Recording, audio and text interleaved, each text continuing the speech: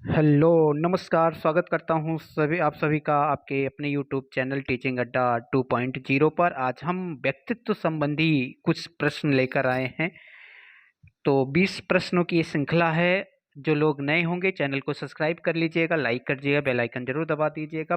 पहला क्वेश्चन है, व्यक्तित्व व्यक्ति के व्यवहार की संपूर्ण गुणात्मक कथन है। ये कथन किसका है? वुडवर्थ का, बैलेंटाइन का, एम मन का, आरबी कैटल का। चार विकल्प आपके सामने है। व्यक्तित्व व्यक्ति के व्यवहार का संपूर्ण योग है, ये कथन किसका है? वुडवर्थ का। तो बैलेंटाइन ने व्यक्तित्व के बारे में कहा, व्यक्तित्व जन्मजात और अर्जित प्रवृत्तियों का योग है।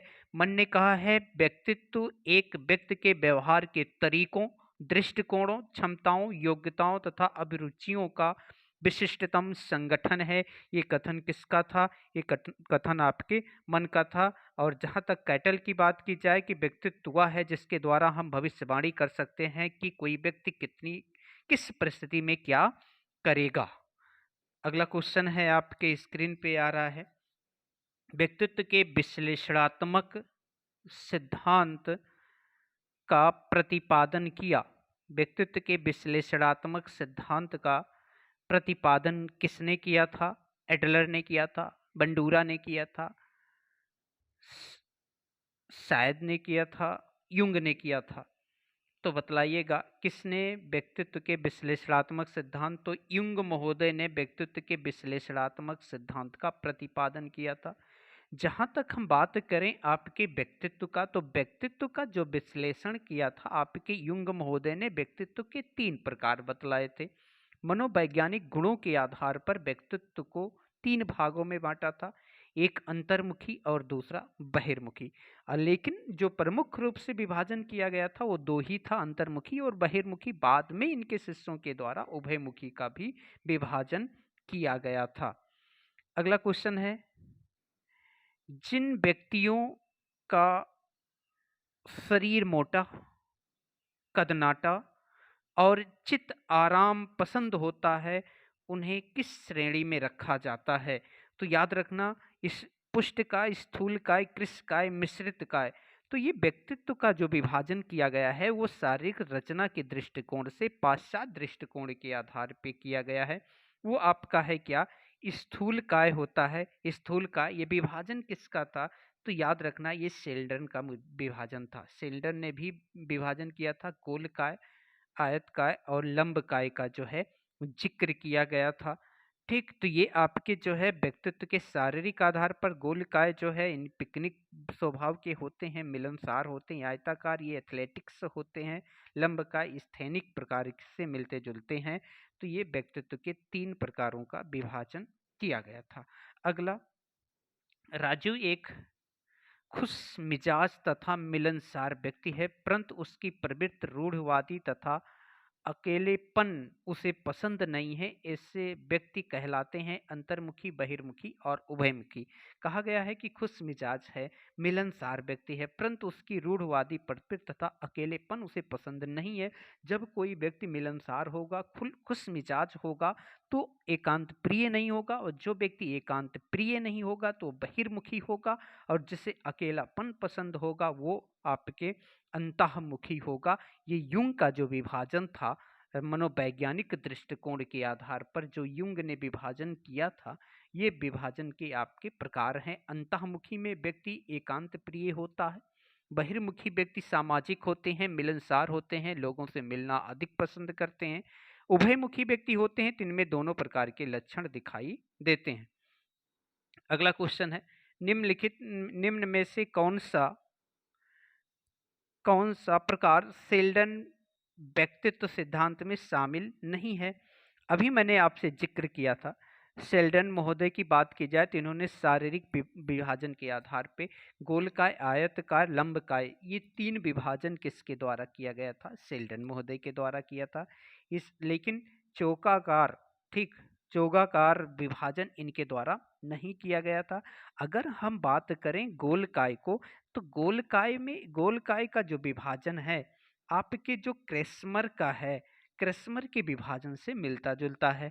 क्रेस्मर और शेल्डन दो ऐसे मनोवैज्ञानिक थे जिन्होंने व्यक्तित्व का विभाजन शारीरिक बनावट के आधार पर किया था। अर्थात शारीरिक रचना जैसी होगी व्यक्ति की पर्सनालिटी वैसे ही होगी, ऐसा विभाजन आपके शेल्डन और क्रेस्मर महोदय के द्वारा किया गया था।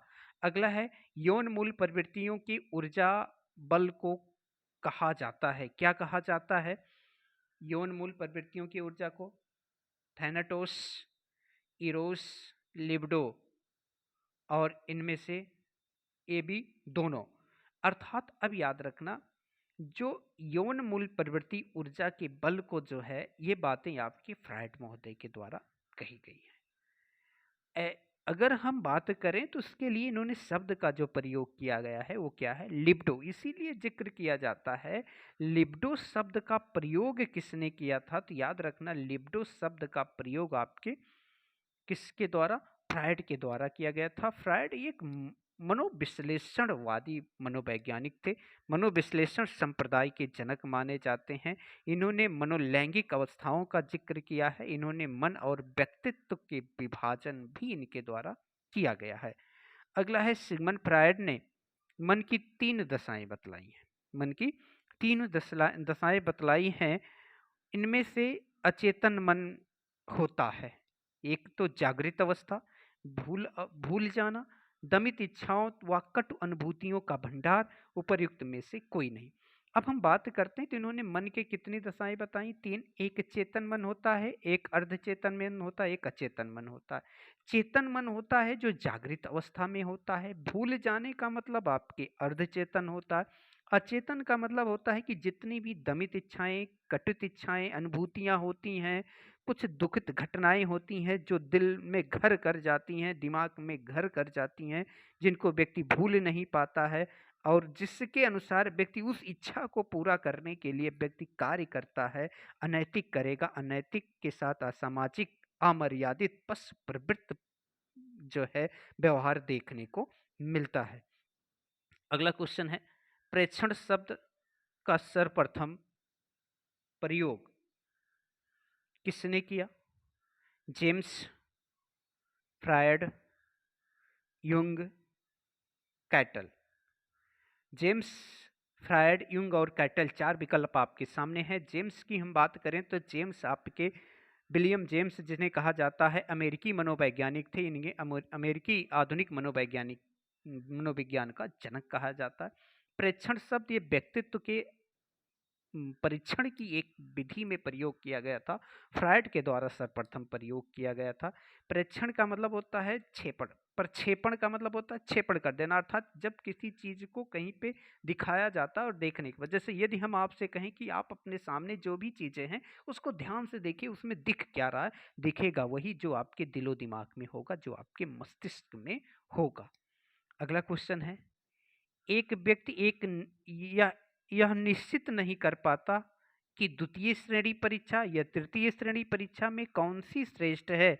भारतीय दृष्टिकोण के अनुसार ऐसा व्यक्तित्व होगा रजोगुणी, तमोगुणी, सतोगुणी, कर्मगुणी। याद रखना भारतीय दृष्टिकोण के अनुसार व्यक्तित्व का विभाजन किया गया है, वो कितने हैं? 3 है। एक आपका सतोगुणी है, रजोगुणी है और तमोगुणी है। ठीक, याद रखना सतोगुणी का संबंध आपके चेतन मन से है। तमोगुणी का संबंध रजोगुणी का संबंध आपके कह लीजिए कि है किससे? अर्धचेतन से। और तमोगुणी का संबंध है किससे? अचेतन से। अर्थात जब व्यक्ति ये निर्णय ही ना ले पाए कि क्या बेहतर है, अधर में हो, तो याद रखना 3 के मध्य में जो होगा वो आपका अधर में होगा, वो है क्या? रजोगुणी। जैसे अगर आप अलार्म लगाते हैं तो अलार्म बजने पे आप उठ रहे हैं तो आप रजोगुणी व्यक्तित्व के हैं। अगला क्वेश्चन, व्यक्तित्व का वह अंश जो नैतिकता के विषय में माता पिता तथा सामाजिक मानकों को समाविष्ट करता है, वह कौन सा व्यक्तित्व होता है? इदम, अहम और प्राहम, इनमें से कोई नहीं। ये व्यक्तित्व का विभाजन किसने किया था? फ्रायड महोदय ने किया था। इदम, अहम और प्राहम। इदम का अर्थ होता है अचेतन, अहम का अर्थ होता है अर्धचेतन और प्राहम का मतलब होता है क्या? आपके चेतन। अर्थात प्राहम का मतलब सुपर ईगो। इड, ईगो और सुपर ईगो। इड का मतलब इदम से अहम का मतलब ईगो से और प्राअहम का मतलब सुपर ईगो से, जिसमें व्यक्ति में नैतिकता होती है, सामाजिकता होती है, नियम के प्रति पाबंद होता है, सामाजिक होता है, मर्यादित व्यक्ति होता है, अनैतिक कार्य करता नहीं, किसी बुरे कार्य में संलिप्त नहीं होता है। ये सब आपके किसके अंतर्गत पाया जाता? प्राअहम के अंतर्गत पाया जाता है। अगला क्वेश्चन है, व्यक्तित्व के द्वारा हम भविष्यवाणी कर सकते हैं, यह विचार प्रस्तुत किया किसने? व्यक्तित्व के द्वारा हम भविष्यवाणी कर सकते हैं, यह विचार किसका है? आलपोर्ट का, कैटल का, यूंग का, एडलर का? बताइएगा। अभी मैंने जिक्र किया था कैटल के बारे में। आरबी कैटल ने कहा था व्यक्तित्व है जिसके द्वारा हम भविष्यवाणी कर सकते हैं। क्या कर सकते हैं? भविष्यवाणी कर सकते हैं, ऐसा कहना था किसका? कैटल महोदय का। ठीक, कैटल महोदय ने ये व्यक्तित्व की क्या की दी थी? परिभाषा दी थी, जो बहुत ही इम्पोर्टेंट परिभाषा है, मेरे समझ से पूछी जाने वाली परिभाषा आपके एग्जाम में आएगी। और यदि हम बात करें व्यक्तित्व का, तो व्यक्तित्व के दो अर्थ होते हैं, एक प्राचीन अर्थ में और एक आधुनिक अर्थ में। आधुनिक में आंतरिक और बाह्य को भी समाहित किया जाता है। व्यक्ति इतिहास, पर्सनल हिस्ट्री विधि के प्रवर्तक माने जाते हैं। कौन है इस विधि के प्रवर्तक? मुर्रे और मॉर्गन, पाइन तथा टेंडलर, गाल्टन, इनमें से कोई नहीं। इनमें से कोई नहीं। चलिए, विकल्प आपके सामने है, सही विकल्प का चयन करिएगा। गाल्टन महोदय हैं इसकी इस विधि के जनक हैं। व्यक्ति इतिहास विधि के प्रवर्तक माने जाते हैं।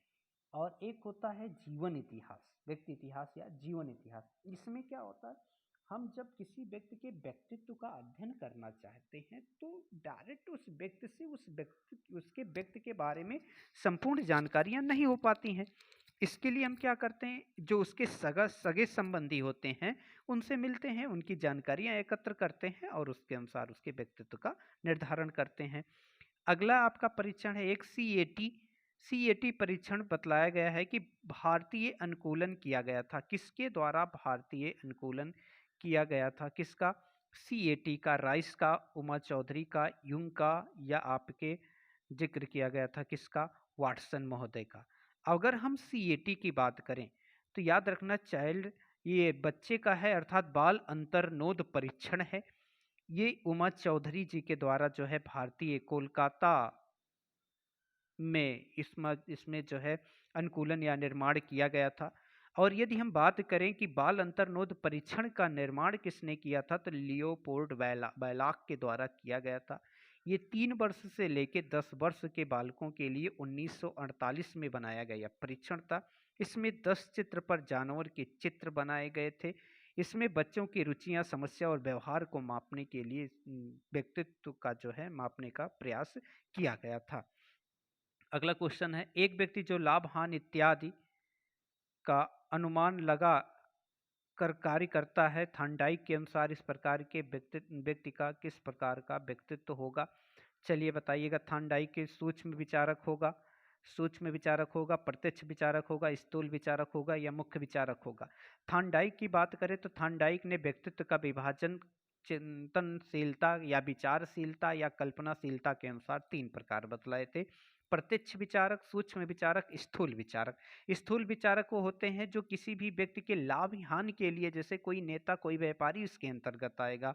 प्रत्यक्ष विचारक वो होते हैं कि कोई भी व्यक्ति जब प्रत्यक्ष रूप से घटनाओं के आधार पर विचार करता है, जैसे हमारे पुलिस अधिकारी इसके अंतर्गत आते हैं। यदि हम बात करें सूक्ष्म के अंतर्गत, इसमें व्यक्ति की किसी गहनता पूर्वक क्या करता? अवलोकन करता, जैसे आपके कोई न्यायाधीश वगैरह होते हैं। विषय का तात्कालिक ज्ञान व्यक्ति को नहीं होता, परंतु प्रयास द्वारा प्रत्यास्मरण कर उसे चेतना में लाया जा सकता है। इस स्थिति में मन निम्न स्तर से संबंधित है, चेतन भाग से, अचेतन भाग से, अर्धचेतन भाग से, इनमें से कोई नहीं। अर्थात जिस चीज का हमें तत्काल में ज्ञान नहीं होता है, लेकिन हम उसे प्रत्यास्मरण करते हैं, और करने के बाद उसे चेतन मन में लाने का प्रयास करते हैं। अर्थात कोई चीज़ कहाँ है, अर्धचेतन में, सॉरी, कोई चीज़ अचेतन में है, अचेतन से हमें कहाँ पे लाना है, चेतन मन में लाना है। तो बीच में जो पार्ट होता है वो आपका क्या होता है, अर्धचेतन। अर्धचेतन ऐसा मन होता है जो अचेतन मन में स्थित या भंडारित या संरक्षित या कह लीजिए स्टोरेज चीजें होती हैं, इसको कहाँ पे लाता है, आपके चेतन मन में लाने का प्रयास करता है। इसलिए आपका सी वाला विकल्प अर्धचेतन वाला क्या है, सही है। अगला क्वेश्चन, मानसिक ऊर्जा का राग फ्रायड ने किसे कहा है। मानसिक ऊर्जा का राग फ्रायड ने किसे कहा है, मूल प्रवृत्ति को, लिबिडो को, ग्रंथि को, नार्सिज्म को। ठीक, ये आपके व्यक्तित्व संबंधी। मूल प्रवृत्तियों की बात करें तो फ्रायड ने दो प्रकार की मूल प्रवृत्तियां बताई थी, एक जीवन मूल प्रवृत्ति और दूसरा मृत मूल प्रवृत्ति। जीवन मूल प्रवृत्ति जिसमें व्यक्ति रचनात्मक कार्य करता है, लेकिन जब मृत मूल प्रवृत्ति होता है जिसमें व्यक्ति कहीं ना कहीं क्या करता है, मारने। लिबिडो एक प्रकार की क्या है होती है, सेक्सुअल ऊर्जा होती है जो मानसिक ऊर्जा के रूप में कार्य करती है। ग्रंथियों की बात करते हैं तो ग्रंथियां दो बताई थी, ओडिपस और इलेक्ट्रा। ओडिपस बालकों में पाई जाती है, इलेक्ट्रा आपके बालिकाओं में पाई जाती है। नार्सिज्म की बात की जाती है कि कोई बालक जब अपने आप से प्रेम करना प्रारंभ कर देता है तो नार्सिज्म की भावना विद्यमान हो जाती है। फ्रायड ने इसका उल्लेख किया था। अगला क्वेश्चन है, व्यक्तित्व रचना हेतु जीवन जीने का ढंग, लाइफ स्टाइल, इस शब्द का प्रतिपादन किस मनोवैज्ञानिक ने किया था। फ्रायड ने, एडलर ने, या मैस्लो ने, या युंग ने, बतलाइएगा। तो याद रखना ये आपके चार विकल्प हैं। युंग व्यक्तित्व के विभाजन किया था मनोवैज्ञानिक आधार पर। मैस्लो आपके कह लीजिए कि मैस्लो आपके हार्मिक संप्रदाय के जनक माने जाते हैं। फ्रायड आपके मनोविश्लेषण से। एडलर ने बताया था कि व्यक्ति के जीवन जीने का ढंग व्यक्ति के व्यक्तित्व का क्या कर देता है, निर्धारण करता है, ऐसा मानना था एडलर का। अब एडलर की बात करें तो एडलर आपके नव फ्रायडवादी मनोवैज्ञानिक माने जाते हैं। अगला क्वेश्चन है, एक व्यक्ति के मन में विचार आता है कि मुझे अध्यापक पर प्रहार करना चाहिए और वह बिना किसी कारण ही पूरी कक्षा के सामने अध्यापक पर हाथ उठा देता है। व्यक्ति का व्यक्तित्व स्तर है, कैसा है, इड है, ईगो है, सुपर ईगो है, कहाँ, कहना संभव नहीं है। तो याद रखना ये फ्रायड महोदय के अनुसार व्यक्तित्व के विभाजन की बात की गई है। कोई व्यक्ति जो सुपर ईगो का होगा वो ऐसा कार्य करेगा नहीं, जो ईगो से संबंधित होगा वो ऐसा कार्य करेगा नहीं। इड अर्थात कहने का मतलब अचेतन मन में यदि कोई व्यक्ति होता है तो वो अनैतिक कार्य करेगा, असामाजिक कार्य करेगा, अमर्यादित कार्य करेगा, पश प्रवृत्ति का कार्य करेगा, दमित इच्छाओं से अनैतिक कार्य और असामाजिक कार्य को करना ज़्यादा पसंद करेगा। इसलिए किसी अध्यापक पर हाथ उठाना ये क्या होगा, अनैतिक होगा। इसलिए इस व्यक्ति का व्यक्तित्व कैसा होगा, इड होगा। निम्नलिखित में से कौन सा कथन सही नहीं है, विकल्प चुनना है आपको। निम्न में से कौन सा कथन सही नहीं है। पहला विकल्प आपके, प्राअहम सामाजिक अपेक्षाओं तथा आदर्शों का प्रतिनिधित्व करता है। अहम का विकास इदम से पहले होता है। इदम का उद्देश्य किसी भी प्रकार की आवश्यकता की संतुष्टि करना होता है। इदम अहम प्राअहम का कोई संबंध नहीं होता है। तो याद रखना ये विकल्प आपका चौथा वाला क्या है, प्रश्न के अनुसार क्या है, कहा गया सही नहीं है। तो बिल्कुल सही नहीं है, क्योंकि तीनों का आपस में क्या होता है, संबंध होता है। ये इन तीनों को अलग नहीं कर सकते हैं, क्योंकि किसी भी व्यक्ति में ये तीनों कार्य हमेशा करते हैं। बस किसी भी परिस्थिति विशेष में किसी का प्रभाव अधिक होता है, किसी का प्रभाव कम होता है। ये बातें कही गई थी किसके, फ्रायड के द्वारा। क्योंकि इदम अहम और प्राहम एक दूसरे से क्या है, संबंधित है। एक के कारण एक का क्या होता है, जन्म होता है। आज के सेशन का आखिरी क्वेश्चन, राम सफल होना चाहता है तथा श्रेष्ठता के स्तर को प्राप्त करना चाहता है, वह अभिप्रेरित है शक्ति आवश्यकता से, उपलब्धि आवश्यकता से, अनुमोदन आवश्यकता से, संबंध आवश्यकता से। अर्थात वो सफल होना चाहता है तो किसी पावर का प्रयोग तो करेगा नहीं, अनुमोदन कहीं पे अप्रूवल की बात तो करेगा नहीं, संबंध कहीं रिलेशन की बात तो करेगा नहीं, लेकिन उपलब्धि की आवश्यकता होगी, अर्थात उपलब्धि आवश्यकता से क्या है, अभिप्रेरित है, इसलिए बी वाला विकल्प आपका सही होगा। आज का ये हमारा 20 क्वेश्चन, आशा करते हैं आपको पसंद आया होगा। अगर पसंद आया होगा तो चैनल पे अगर नए होंगे तो चैनल को सब्सक्राइब कर लीजिएगा और बेल आइकन जरूर दबा दीजिएगा ताकि नोटिफिकेशन आपको सबसे पहले मिले। कमेंट करके जरूर बताइएगा सेशन आपको कैसा लगता है। फिर मिलते हैं अगली क्लास में, तब तक के लिए आप सभी से हम लेते हैं अलविदा। फिर मिलेंगे एक नई क्लास के साथ, नई ऊर्जा के साथ। आप सभी हमारे साथ इतने समय तक बने रहे इसके लिए आपको बहुत बहुत धन्यवाद। नमस्कार। Okay bye. जय हिंद।